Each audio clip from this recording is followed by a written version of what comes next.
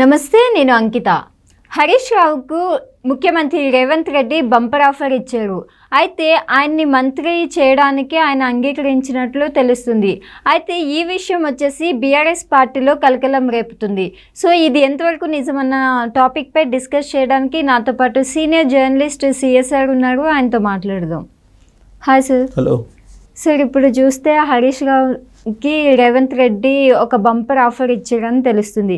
So ఆయనకి మంత్రి పదవి కూడా ఇచ్చే ఛాన్స్ ఉంది అని తెలుస్తుంది. మరి ఇది బిగ్ షాక్ అనే చెప్పొచ్చు బీఆర్ఎస్ పార్టీకి. అసలు ఇది ఎంతవరకు నిజమంటారు? సో ఒకటేంటంటే ఇప్పుడు బీఆర్ఎస్ పార్టీకి కాంగ్రెస్ పార్టీకి పొసగనటువంటి పరిస్థితి కనపడుతుంది రాజకీయంగా. తెలంగాణలో చూసుకుంటే కనుక రేవంత్ రెడ్డి ముఖ్యమంత్రిగా ఉన్నారు కాబట్టి కేసీఆర్ ప్రతిపక్ష హోదా ఉన్నప్పటికి కూడా ఆయన అసెంబ్లీకి అయితే హాజరు కావట్లేదు. దాన్ని రాజకీయంగా కూడా నుంచి తీసుకున్న కాంగ్రెస్ పార్టీ ఒకవేళ అసెంబ్లీకి రాకపోతే రిజైన్ చేసి వెళ్ళిపో అని చెప్పి ప్రజలే అంటున్నారు. మరి నువ్వు ఎందుకు ప్రతిపక్ష హోదా ఉన్నప్పటికి కూడా అసెంబ్లీకి రావట్లేదు అనేది. ఆయన అసెంబ్లీకి ఆ ప్రమాణ స్వీకారం చేసిన రోజును మళ్ళీ రీసెంట్గా ఒక రోజు వచ్చి కూర్చొని వెళ్ళిపోయాడు తప్పితే ఎక్కడ కూడా ఆయన పార్టిసిపేషన్ కనిపించట్లేదు కేసీఆర్ది. సో ఇలాంటి సందర్భంలో కేసీఆర్ ఆరోపణలను విమర్శలను ఎదుర్కొంటూ ఉన్నారు. అయితే హరీష్ రావు ఆ పార్టీకి అండదండగా ఉంటున్నారు, అసెంబ్లీ లోపల అసెంబ్లీ బయట, లేదంటే అసలు బీఆర్ఎస్ పార్టీ ఉండదు అనేది ఇంకొక వర్షన్ కూడా వినిపిస్తుంది. ఇలాంటి పరిస్థితుల్లో ఇప్పుడు పిఎస్సి చైర్మన్, ప్రజాపద్దుల అకౌంట్స్ సంబంధించినటువంటి చైర్మన్ పదవి ఎవరికి ఇవ్వాలి? సాధారణంగా ఏంటంటే ప్రతిపక్షాలకు పిఎస్సి చైర్మన్ ఇస్తారు, ప్రజాపద్దుల చైర్మన్ పదవి. సో అది క్యాబినెట్ హోదా అంటే మంత్రి హోదా ఉంటుంది. సో అది ఎవరికి ఇవ్వాలి అనే దాని మీద బీఆర్ఎస్ పార్టీ ఒక నిర్ణయం తీసుకుంది. హరీష్ రావుకి ఇవ్వాలి అనేటువంటి ఒక నిర్ణయం తీసుకుంది. సరిగ్గా ఈ పాయింట్ దగ్గరే బీఆర్ఎస్ పార్టీలో ఒక రకమైనటువంటి చర్చ ప్రారంభమైంది.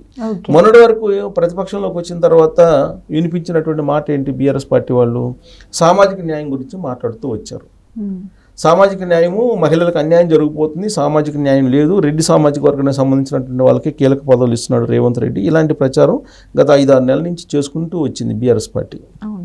ఇప్పుడు బీఆర్ఎస్ పార్టీ సొంత కుటుంబీకునికే ఈ పిఎస్సి చైర్మన్ ఇవ్వాలనేటువంటి ఒక ప్రతిపాదన చేయడం అనేది బీఆర్ఎస్ పార్టీలోనే అంతర్గతంగా చర్చ జరుగుతుంది. ఎందుకనంటే బీఆర్ఎస్ పార్టీ ప్రధానమైనటువంటి ప్రతిపక్ష పార్టీ, బలమైనటువంటి ప్రతిపక్ష పార్టీగా ఉంది.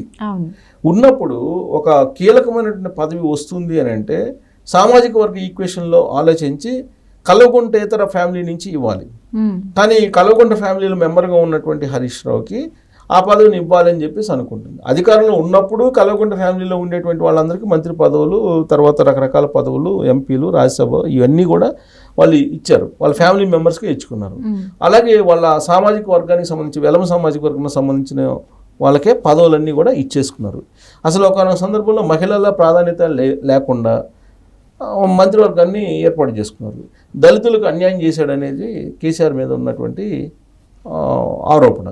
సో ఇవన్నీ కూడా సామాజిక ఈక్వేషన్కి దూరంగా కేసీఆర్ చేసినటువంటి పనులు అధికారంలో ఉన్నప్పుడు. సరే, అధికారం పోయిన తర్వాత ఆయన ఏం చేస్తున్నాడు? ప్రత్యర్థుల్ని లేదా అధికార పక్షాన్ని టార్గెట్ చేయడానికి రాజకీయంగా సామాజిక ఈక్వేషన్ అనేదాన్ని బయటకు తీసుకొస్తున్నాడు.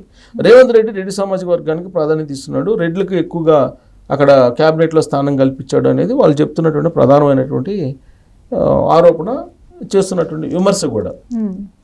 అలాంటప్పుడు వీళ్ళు సామాజిక న్యాయాన్ని అయితే పాటించాలి కదా. సామాజిక న్యాయాన్ని పాటించాలంటే ఏ దళితుడికో పిఎస్సి చైర్మన్ ఇవ్వాలి, లేదా ఏ బీసీకో ఇవ్వాలి. ఏ బీసీకి లేకుండా, దళితులకు లేకుండా సొంత ఇంట్లో మనిషికి ఇచ్చుకుంటే మరి సామాజిక న్యాయం గురించి మాట్లాడేటువంటి హక్కు, బాధ్యత బీఆర్ఎస్ పార్టీకి ఉంటుందా అంటే ఉండదు అనేది. ఉన్నదే ఒక మంత్రి హోదా ఉన్నటువంటి పదవి, అది కూడా పిఎస్సి చైర్మన్. ఈ పిఎస్సి చైర్మన్ పదవిని కూడా కల్వకుంట ఫ్యామిలీలో ఉండేటువంటి మెంబర్స్ తీసుకుంటే ఇప్పుడు మరి సామాజిక న్యాయం అని చెప్పి ఎలా చెప్తారు వాళ్ళు? అధికారం ఉన్నప్పుడు వాళ్ళకే, అధికారం లేనప్పుడు వాళ్ళకే ఉన్నటువంటి ఒక పదవి కూడా. అలాంటప్పుడు బీఆర్ఎస్ పార్టీకి శానిటీ ఏముంటుంది అనేది ఒక వర్షన్ ఇప్పుడు బీఆర్ఎస్ పార్టీలోనే వినిపిస్తుంది. హరీష్ రావుకి లేదంటే ఎవరికి సూచించినా కానీ రేవంత్ రెడ్డి ప్రభుత్వం వాళ్ళకే పిఎస్సి ఇస్తుంది. హరీష్ రావుని చూపించినా ఇస్తుంది, లేదా ఇంకొక ఎస్సీని చూపించినా ఇస్తుంది, ఇంకొక బీసీని చూపించినా కానీ పిఎస్సి చైర్మన్ వస్తుంది. ఎంపిక చేసేటువంటి పవర్ ఎవరికి ఉంది, హక్కు ఎవరికి ఉంది? వాళ్ళ పార్టీలో బీఆర్ఎస్ పార్టీకి ఉంది. సో బీఆర్ఎస్ పార్టీ ఎవరిని ఎంపిక చేయాలి? సామాజిక వర్గం పరంగా ఈక్వేషన్ పరంగా చూస్తే కనుక ఇప్పుడు ప్రతిపక్ష హోదా ఎవరికి ఉంది? క్యాబినెట్ ర్యాంకు కేసీఆర్కి ఉంది. మరి కేసీఆర్ ప్రతిపక్ష హోదా ఉన్నప్పుడు మళ్ళీ పిఎస్సి చైర్మన్ హరీష్ రావుకి ఇస్తే మామ వాళ్ళు ఇద్దరు మంత్రి హోదా అనిపిస్తే, క్యాబినెట్ హోదా అనిపిస్తే మరి మిగతా పక్షాలు ఏమైపోవాలి? మిగతా సామాజిక వర్గాలు ఏమైపోవాలి? సామాజిక న్యాయం అంటే అదేనా? ఇలాంటి ప్రశ్నలు ఉత్పన్నం అవుతున్నాయి. ఒకవేళ హరీష్ రావుకే కనుక అది కనుక ఇస్తే ఇవ్వాలని చెప్పి బీఆర్ఎస్ పార్టీ నిర్ణయించినట్టు తెలుస్తుంది. ఒకవేళ నిర్ణయించి ప్రభుత్వానికి కనుక ఆ పేరును ప్రతిపాదించి పిఎస్సి చైర్మన్గా హరీష్ రావుని కనుక నియమిస్తే అంతకన్నా దారుణమైనటువంటి రాజకీయ నష్టం ఇంకొకటి ఉండదు బీఆర్ఎస్ పార్టీకి. ఇప్పటికే బీఆర్ఎస్ పార్టీ అనేక రకాలుగా నష్టపోయింది. ఆయన అసెంబ్లీ ఎన్నికల్లో ఓడిపోయినప్పటి నుంచి వాళ్ళ గ్రాఫ్ పడిపోతూ వస్తుంది. ప్రతిపక్షంలో ఉన్నప్పుడు ప్రతిపక్ష పాత్ర కూడా నిర్మాణాత్మకంగా పోషించటం లేదు. ప్రతిపక్ష హోదా ఉన్నటువంటి కేసీఆర్ అసెంబ్లీకి హాజరు కావట్లేదు. ఇవన్నీ కూడా ఆ పార్టీకి ఉన్నటువంటి డ్రాబ్యాక్స్. ఇంకొక వైపు ఏమో కవిత జైల్లో ఉంది.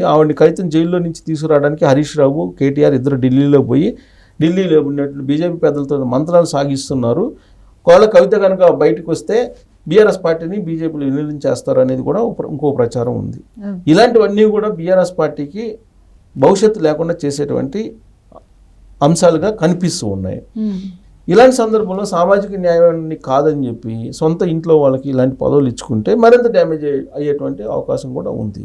మామూలుగానే అహంకారి కేసీఆర్ అనేటువంటిది ఉద్యమకారులు కొంతమంది అనేక సందర్భాల్లో చెప్పారు. దానికి నిదర్శనం కూడా అనేకం ఉన్నాయి కూడా. ఇప్పుడు మారారు అని చెప్పి ఈ మధ్యకాలంలో అసెంబ్లీకి వచ్చిన ఒక్కరోజు కూర్చున్నందుకే ఆయన మీద అనుకున్నారు. కానీ ఇప్పుడు ఆయన మారలేదు, ఆయన ఒకరోజు వచ్చి కూర్చున్నారు తప్పితే మాట్లాడలేదు, రేవంత్ రెడ్డి ముఖ్యమంత్రిగా ఆయన అంగీకరించట్లేదు అనేటువంటి వాదన వినిపిస్తుంది. ప్రజాస్వామ్యంలో ప్రజలు ఇచ్చినటువంటి మ్యాండేటరీనే ఎవరికైనా శిరోధార్యం. ప్రజలు ఇచ్చినటువంటి మ్యాండేటరీని కాదని కేసీఆర్ రేవంత్ రెడ్డి ముఖ్యమంత్రిగా భావించట్లేదు. ఆయన ప్రతిపక్ష హోదాగా లీడర్గా వచ్చి అసెంబ్లీలో కూర్చొని రేవంత్ రెడ్డి ముందు కేసీఆర్ మాట్లాడటానికి ఇష్టపడటం లేదు అనేది వినిపిస్తుంది. ఇవన్నీ కూడా పార్టీకి అల్లుకుపోయినటువంటి నెగిటివ్ పాయింట్స్. ఈ నెగిటివ్ పాయింట్స్ నుంచి వాళ్ళు కనుక బయటపడి ప్రజల్లోకి ప్రజాక్షేత్రంలోకి వెళ్ళలేకపోతే వాళ్ళు ఎన్ని యూట్యూబ్ ఛానల్ పెట్టుకున్నా, కేటీఆర్ 100 యూట్యూబ్ ఛానల్స్ పెట్టుకున్నా కానీ ప్రజల్లోకి నెగిటివే వెళ్తుంది. ప్రజల్లో ఇలాంటి భావనే కలుగుతుంది. ఇప్పుడు పిఎస్సి చైర్మన్ వేరే వాళ్ళకి వాళ్ళ ఇంట్లో మెంబర్కి కనుక ఇచ్చుకుంటే డెఫినెట్గా అది ప్రజలు గమనిస్తూ ఉంటారు. సో ప్రజలు రాబోయేటువంటి రోజుల్లో బీఆర్ఎస్ పార్టీకి మళ్ళీ బొందబెట్టేటువంటి అవకాశం ఉందని కాంగ్రెస్ పార్టీ వాళ్ళు చేస్తున్నటువంటి ఒక విమర్శ. ఓకే, అయితే ఇక్కడ చూస్తే రేవంత్ రెడ్డి బంపర్ ఆఫర్ ఇస్తున్నారని తెలుస్తుంది. మరి ఇది కాంగ్రెస్ పార్టీకి ఎట్లా ప్లస్ అవుతుంది అంటారు? అంటే కాంగ్రెస్ పార్టీ పాత్ర ఏంటి?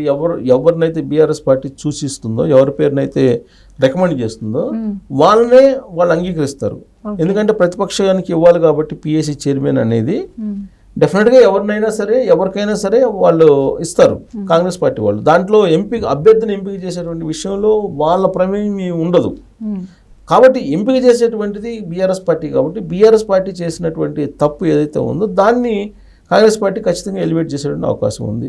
పిఎస్సి చైర్మన్ ఎవరిని చూసిస్తే వాళ్ళకి ఇస్తారు, ప్రతిపక్షం ఎవరిని చూసిస్తే వాళ్ళకే ఇస్తారు. దాంట్లో ఏమీ అభ్యంతరం ఉండదు రేవంత్ రెడ్డికి కానీ లేదా కాంగ్రెస్ పార్టీ వాళ్ళకి కానీ. కాకపోతే ఏంటంటే హరీష్ రావుకి ఇస్తే కనుక ఖచ్చితంగా కల్వకుంట్ల ఫ్యామిలీ మొత్తం తెలంగాణ సమాజం ముందు దోషిగా నిల్చోవాల్సి వస్తుందని చెప్పి మనం చెప్పొచ్చు.